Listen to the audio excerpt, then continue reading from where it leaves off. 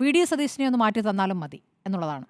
അപ്പോൾ ഈ തിരഞ്ഞെടുപ്പിൽ അദ്ദേഹം ഒരു ഒരു എന്താ പറയുക, ഒരു തീപ്പൊരി ഇട്ട് കൊടുക്കുകയാണ്. ആ തീപ്പൊരി ഇട്ട് കൊടുക്കുന്നു എന്ന് വെച്ചാൽ ഈ തെരഞ്ഞെടുപ്പിൽ ജയിച്ചേ തീരൂ യു ഡി എഫിന് എന്നുള്ളതാണ്.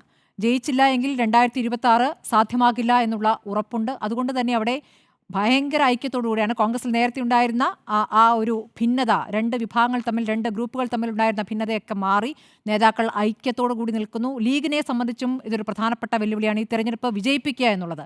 കാരണം ഈ പാണക്കാട് തങ്ങൾ കുടുംബവും ആര്യാടൻ മുഹമ്മദിൻ്റെ കുടുംബവും തമ്മിൽ പ്രശ്നമാണല്ലോ, അവർക്കിടയിൽ പ്രശ്നങ്ങളുണ്ടല്ലോ എന്ന പഴയ കാര്യങ്ങൾ ഉന്നയിക്കുമ്പോൾ അങ്ങനെയല്ല, ഈ തെരഞ്ഞെടുപ്പ് ഞങ്ങൾ കൂടി ചേർന്ന് വിജയിപ്പിക്കുമെന്ന് കാണിക്കേണ്ട ബാധ്യത കൂടി ലീഗിനുണ്ട്. അപ്പോൾ ആ തരത്തിൽ അവരതിനെ ശക്തമായി ഐക്യപ്പെട്ടുകൊണ്ട് നിൽക്കുന്ന ഒരു സാഹചര്യമുണ്ട്. അപ്പോൾ വി ഡി സതീശനെ മാറ്റിക്കഴിഞ്ഞാൽ ഞാൻ അങ്ങോട്ട് വരാം എന്ന് പറയുന്നത് ഈ തെരഞ്ഞെടുപ്പിൽ പരാജയം സംഭവിക്കുകയാണെങ്കിൽ തനിക്ക് അവിടെയുള്ള സാധ്യത കൂടി മുന്നിൽ കണ്ടാണ്.